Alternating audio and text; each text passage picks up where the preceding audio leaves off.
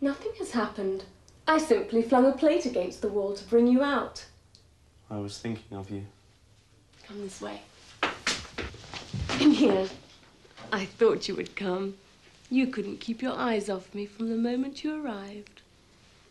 And yet you leave me to wait. Well, to tell you the truth, I'm really rather shy, and I didn't think you were to be had for the first time of asking.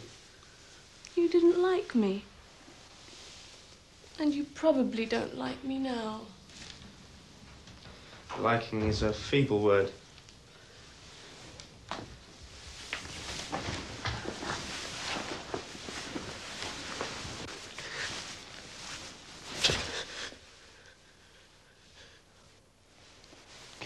That's probably my judge.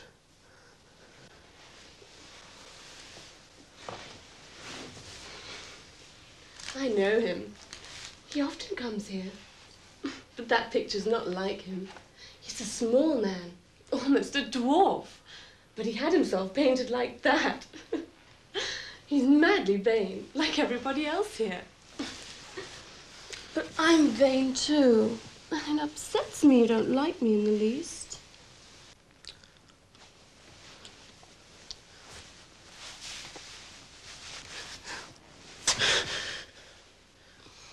You brood too much over your case. I probably brewed too little. That isn't the mistake you make. You're too unyielding. That's what I've heard. Who told you that? Don't ask me for names. Take my warning to heart instead. You can't resist the court. You must admit your fault. Do you have a sweetheart? No. Oh, yes, just imagine. I told you I didn't have one, but I have a photograph of her here. In my wallet.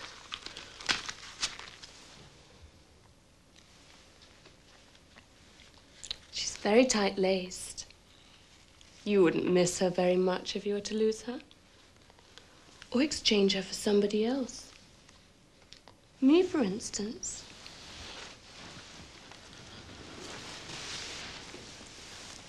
Has she any physical defect? Physical defect? Yes.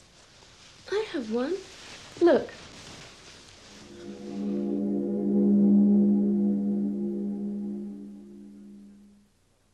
One of the great sadnesses of Kafka's life was his inability to form adult relationships with women. Although he was always close to his mother and 3 sisters, particularly the youngest, Ottla, he was unable to find the emotional commitment to marry. He was engaged twice in his life and had several love affairs. The most important were with Felicia Bauer, whom he met in 1912, and 8 years later with Milena Yasenka. With both women, he built up a massive correspondence, but would always break off a relationship when love came too close.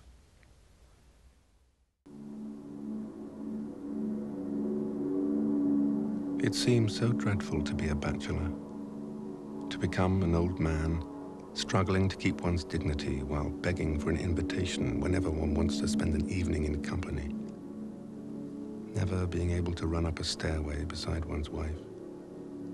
The farther one moves away from the living, so much the smaller space is considered necessary for him. This bachelor, still in the midst of life, apparently of his own free will, resigns himself to an ever smaller space. And when he dies, the coffin is exactly right for him.